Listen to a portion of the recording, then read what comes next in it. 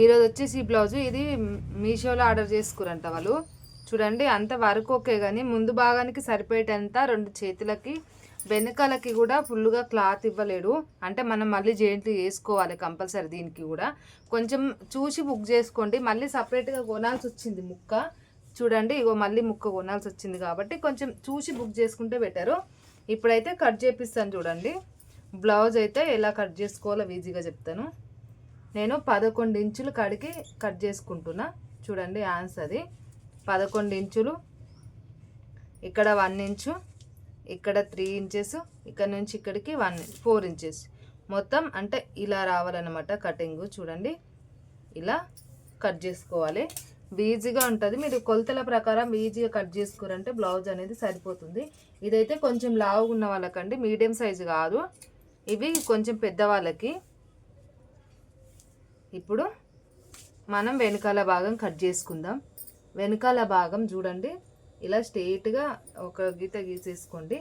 Scale ఉంటే స్కేల్తో అయినా గీసుకోండి, ప్రాబ్లం లేదు. నా దగ్గర ఉంది కానీ నాకు అవసరం లేదని గీసుకోవట్లేదు. ఇప్పుడు ఇది ఇక్కడ నుంచి ఇక్కడికి కరెక్ట్గా కొలతలు తీసుకోండి. ఇదిగోండి ఇంత.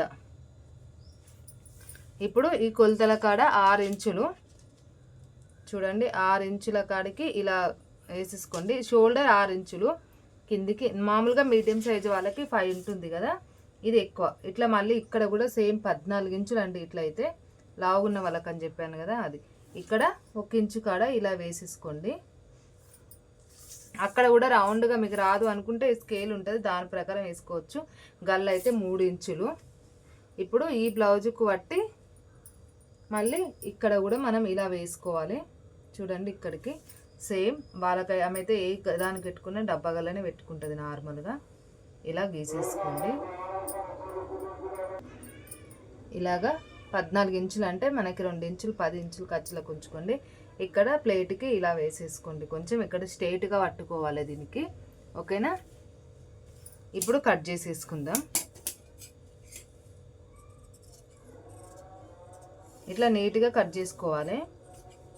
అంటే లావున్న వాళ్ళకి కొంతమందికి రౌండ్ అంత ఇబ్బందిగా అనిపిస్తుంది కాబట్టి వాళ్ళు డబ్బగల్లకి ఎక్కువ ఇష్టపడతారు. ఆమె అయితే డబ్బగల్ల పెట్టమని చెప్పింది, నేను డబ్బగల్ల పెట్టేస్తున్నాను. ఇలా నీట్గా కట్ చేసుకుంటే సరిపోతుంది.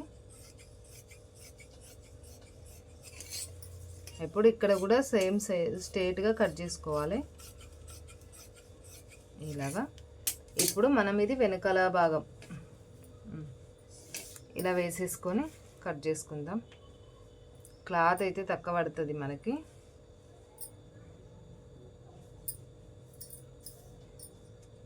ఇలా వేసేసుకుందాం.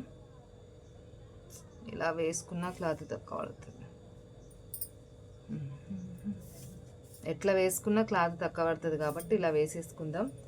కిందికి ఒక పక్కకి తక్కువ పడుతుంది, సెట్ చేసుకోవచ్చు. ఇప్పుడు మొత్తం నీట్గా ఇలా వేసేసుకోండి.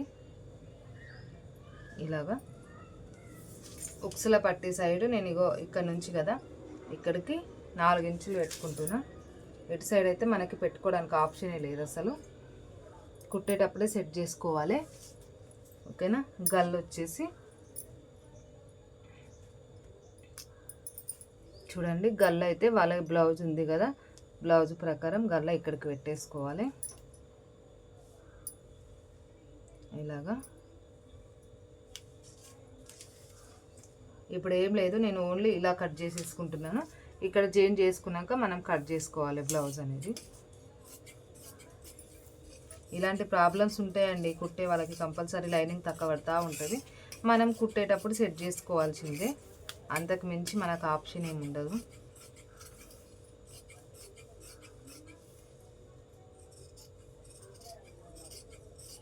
ఇలాగా ఇప్పుడు మనకి ముక్కలు ఉంటాయి కదా, ఈ ముక్క అనేది ఇక్కడ జాయింట్ చేసేసుకుంటే కరెక్ట్గా ఇక్కడ నుంచి ఇక్కడికి వస్తుంది. మనం అప్పుడు ఆ షేప్ కట్ చేసుకోవచ్చు, ఓకేనా.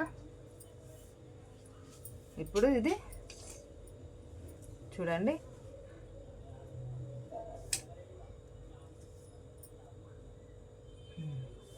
ఇలాగా మనకి ఇక్కడ ఇది కట్ చేసుకున్నా, ఇది జాయిన్ చేసుకున్నాక మనం నీట్గా కట్ చేసుకోవాలి.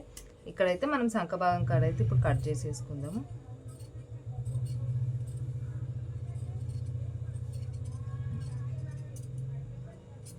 ఇట్లా నీట్గా కట్ చేసుకోవాలి. ఓకేనా. ఇప్పుడు బ్లౌజ్ అయిపోయింది. క్రాస్ పట్టికి కూడా మనకు అసలు మిగలలేదు, వేరే క్లాత్తో మనం సెట్ చేసేసుకోవాలి. ఓకేనా మరి.